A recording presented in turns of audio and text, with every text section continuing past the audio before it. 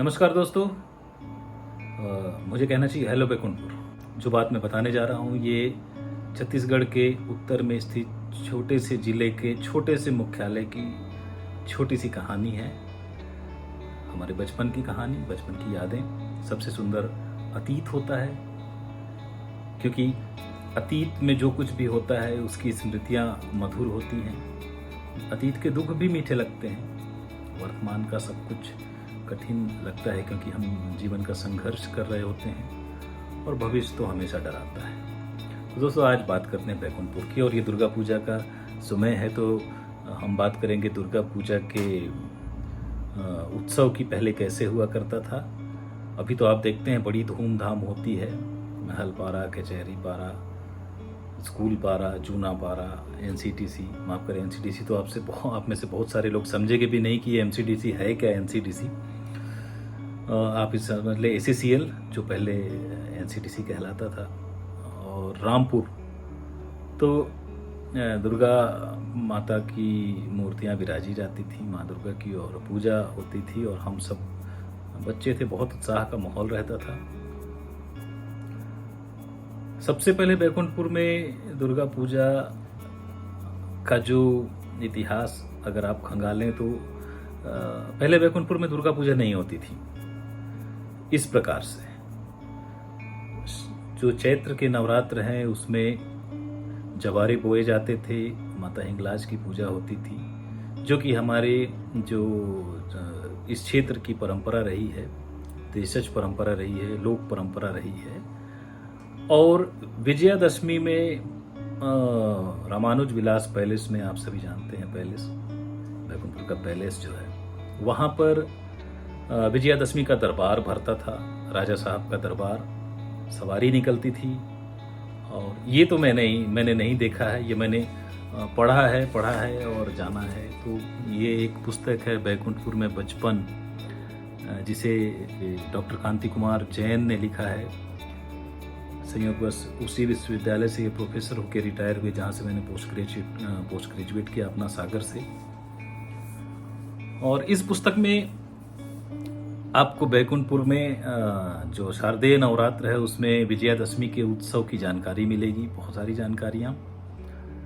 इसके अतिरिक्त कोरिया कुमार की लिखी एक पुस्तक है जो उनकी पीएचडी थीसिस का ही प्रकाशन है, न्याय शासन की नींव है। उसमें भी आपको पुराने उत्सव की जानकारी मिलती है।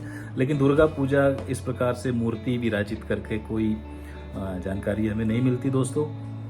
तो दुर्गा पूजा का यहाँ परंपरा का आरंभ कहाँ से हुआ, ये एक सोचने का विषय है। और ये मूल रूप से ये दुर्गा पूजा आप सभी जानते हैं कि पश्चिम बंगाल का एक लोकप्रिय त्यौहार है, सबसे बड़ा त्यौहार है बंगाल का।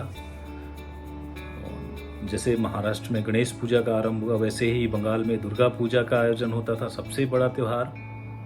तो वहाँ से ये दुर्गा पूजा हमारे क्षेत्र में आई। सबसे पहले जो कोयला नगरी चिरमिरी है, चिरमिरी में दुर्गोत्सव का आयोजन हुआ। और चिरमिरी के बाद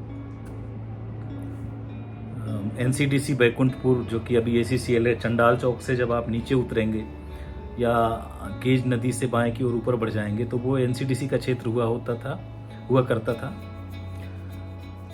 तो वहाँ पे दुर्गोत्सव का आयोजन होता था। और इसके बाद फिर बैकुंठपुर शहर में भी, जो मेरी स्मृति में जो मुझे पहली दुर्गा पूजा याद है, और जानने वाले और भी बताएंगे इसके बारे में, जो पहली दुर्गा पूजा बैकुंठपुर में आयोजित हुई होगी, उसमें से जो मुझे मेरी स्मृति में है तो बाजार पारा में बाल मंदिर प्रांगण में, और श्री शौकीमल जी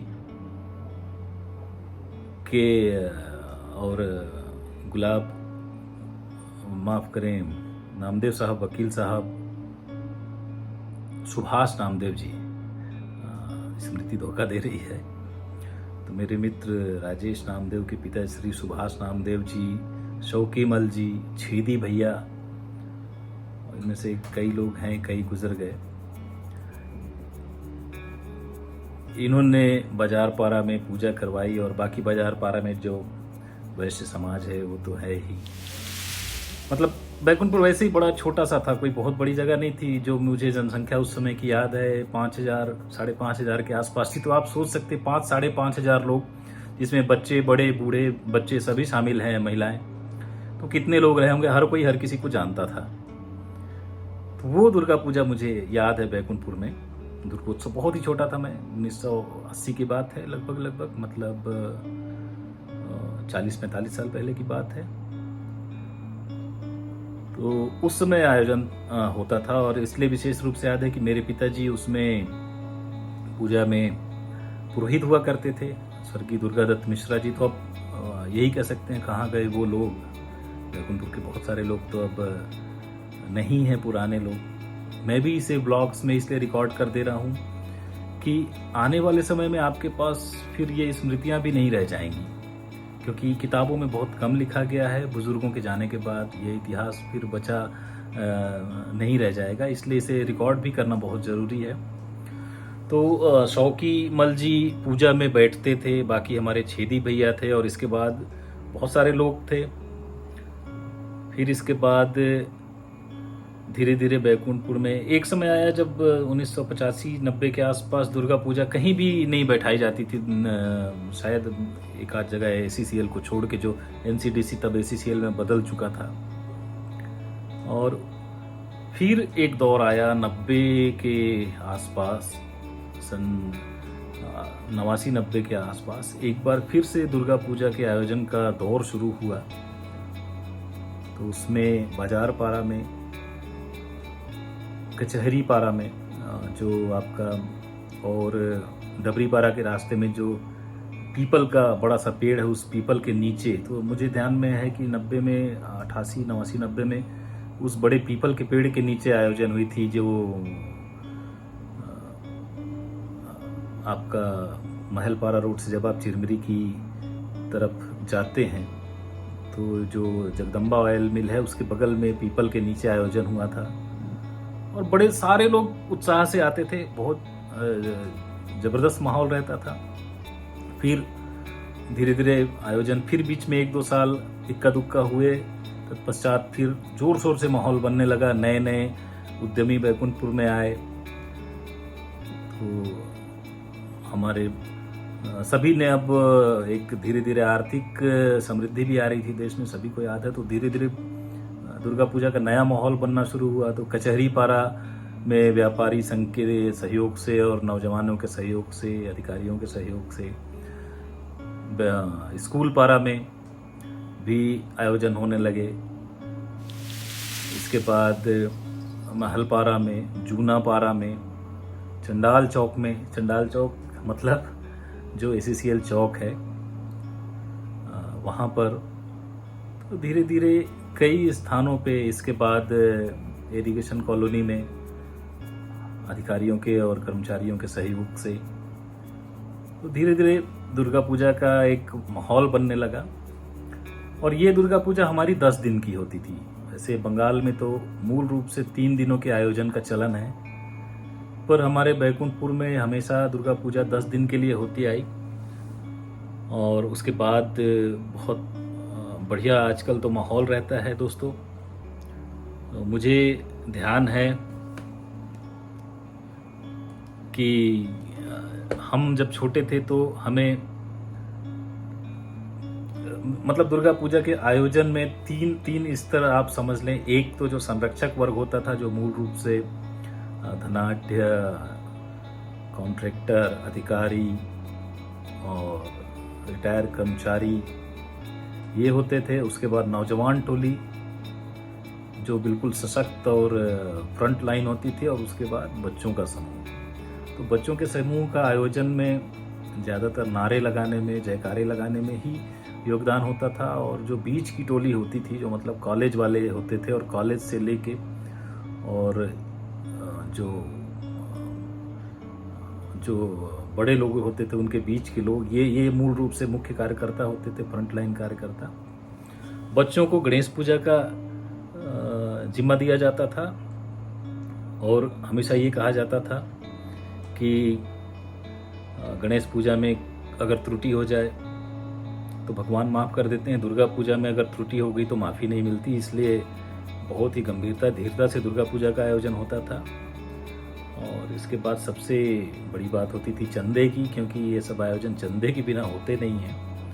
तो कोई धनाढ्य वर्ग से कोई मूर्ति दे देता था, और मूर्ति देने के बाद चंदे का क्रम आरंभ होता था घरों से। तो परंपरा चली आ रही है।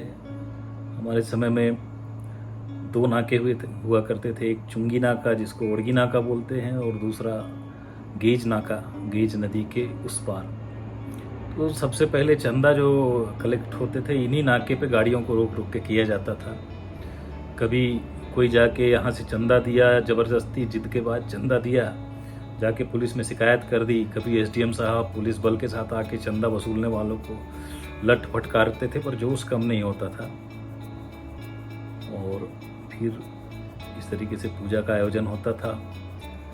फिर बीच में एक दौर आया जब पता नहीं कहाँ से दुर्गा पूजा में कुछ राइवलरी भी जुड़ गई, जो हमारे नगर में राइवलरी नहीं हुआ करती थी। तो दुर्गा के जब जुलूस निकले तो प्रशासनिक व्यवस्था का भी खतरा हो जाता था, ऐसा महसूस होता था। तो फिर भट्टीपारा की दुर्गा जी और बाजारपारा की दुर्गा जी, मतलब कई ऐसी अप्रिय घटनाएं भी हुई। इसके बाद हमारे स्कूल पारा की दुर्गा देवी को दिन में विसर्जित करने का क्रम का आरंभ हुआ। वो रात में सब निकलते थे, वैसे तो शाम के 6-7 बजे के बाद, लेकिन फिर हमारे पीटीआई सर थे केपी सिंह सर, उन्होंने फिर आदेश दिया कि नहीं, यहाँ अब दुर्गा जी का विसर्जन दिन में होगा। तो सारे जगह की दुर्गा देवी शाम को विसर्जित होती थी, और भट्टीपारा की दुर्गा जी का जुलूस दिन में 11-12 बजे 1 बजे निकल के और 3-4 बजे के आसपास वापस। तो जिससे आमना सामना की स्थिति नहीं आती थी अलग अलग आयोजन मंडलियों के बीच में। और मुझे लगता है कि अब ऐसे अप्रिय माहौल तो नहीं होता होगा, पर एक समय ऐसा भी आया।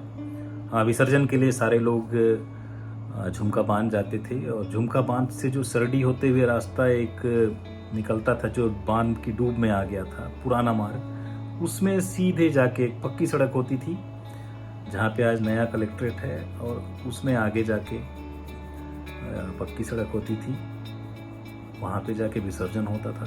और ये 10 दिन बड़ा सुंदर माहौल होता था। और लगभग हर पंडाल में 1-2 ऐसे थे जिनके ऊपर देवी की सवारी आती थी, छाया आती थी। तो उनको संभालना, इसके बाद पूजा में प्रसाद खाना, पूरे शहर में घूमना, मौका मिले तो चिरमिरी और चर्चा और कटकोना भी चले जाना, जिसका जुगाड़ बन जाता था, वहाँ भी दर्शन करना। ये 10 दिन का बड़ा माहौल हुआ करता था।